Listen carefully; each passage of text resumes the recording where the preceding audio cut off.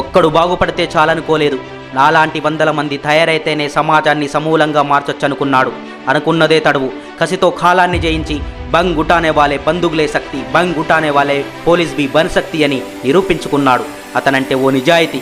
విధి నిర్వహణలోని అధికారులకు ఆదర్శం. నేను నా అనే స్వార్థం లేని నిస్వార్థం కలిగిన నిజజీవి.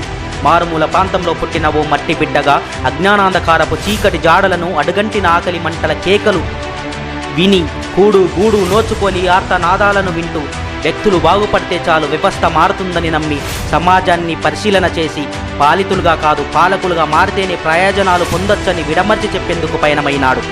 భారతదేశంలో అత్యున్నతమైన హోదా, సివిల్ సర్వీసెస్, విలాసవంతమైన జీవితం, సకల సౌకర్యాలు కలిగిన జీవితాన్ని వదిలి ప్రజా శ్రేయస్సే ముఖ్యమనుకున్నాడు.